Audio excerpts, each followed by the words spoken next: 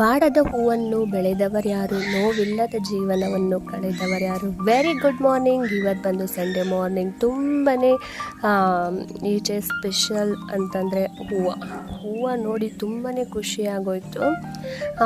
ಯಾಕಂತಂದರೆ ಎಷ್ಟು ಒಂದು ಗುಚ್ಚಲ್ಲಿ ಎಷ್ಟು ಹೂವು ಬಿಟ್ಟಿತ್ತು ಅಂದರೆ ತುಂಬಾ ಹೂವು ಬಿಟ್ಟಿತ್ತು. ಇನ್ನು ಮಧ್ಯಾಹ್ನ ನಮ್ಮಪ್ಪ ಹಳಸ್ಲೆಣ್ಣು ತಂದಿದ್ರು. ನನ್ನ ತಂಗಿ ಚೆರ್ಪ್ ಮಾಡೋಣ ಅಂತೇಳಿ ಕೂಡ ಹಳಸ್ಲೆಣ್ಣು ಚೆರ್ಪ್ ಮಾಡಿದ್ಲು. ಇನ್ನು ತಲೆಗೆ ಎಣ್ಣೆ ಹಾಕಬೇಕಾಗಿತ್ತು. ಅದಕ್ಕೆ ದಾಸವಾಳದ ಎಲೆ, ದಾಸವಾಳದ ಹೂವು ಎಲ್ಲನೂ ತೊಗೊಂಡು ಬಂದು ಎಣ್ಣೆ ಕಾಯಿಸ್ಕೊಂಡು ಎಣ್ಣೆ ಹಾಕ್ತಾಯಿದ್ದೆ. ನನ್ನ ಮಗಳಿಗಂತೂ ಅಲ್ಲಿಗಿಂತ ಇಲ್ಲಿ ಬಂದರೆ ತುಂಬಾ ಖುಷಿ ಆಗುತ್ತೆ. ಮಣ್ಣು ಕಲ್ಲಲ್ಲೆಲ್ಲ ಆಟಾಡ್ಬೋದು ಮತ್ತು ಮೇಕೆ ಮರಿ ಜೊತೆ ಎಲ್ಲ ಆಟಾಡ್ಬೋದು ಅಂತೇಳಿ ಅವಳಿಗೆ ತುಂಬಾ ಖುಷಿಯಾಗುತ್ತೆ. ಇನ್ನು ರಾತ್ರಿ ಊಟಕ್ಕೆ ಬಜ್ಜಿ ಮತ್ತು ಅನ್ನ ಸಾಂಬಾರು ಮಾಡೋಣ ಅಂತೇಳಿ ಅನ್ನ ಸಾಂಬಾರು ಅಮ್ಮನೇ ಮಾಡಿದರು. ನಾನು ಕೂಡ ಬಜ್ಜಿ ಮಾಡ್ಕೊಂಡಿದ್ದೆ. ಈ ವಿಡಿಯೋ ನಿಮ್ಗೆ ಇಷ್ಟ ಆಗಿದ್ರೆ ಏನು ಮಾಡಬೇಕು ಗೊತ್ತಲ್ವಾ? ಪ್ಲೀಸ್ ಸಬ್ಸ್ಕ್ರೈಬ್ ಮಾಡ್ಕೊಳ್ಳಿ. ಪ್ಲೀಸ್ ಸಪೋರ್ಟ್ ಮಾಡಿ. Please friends, take care.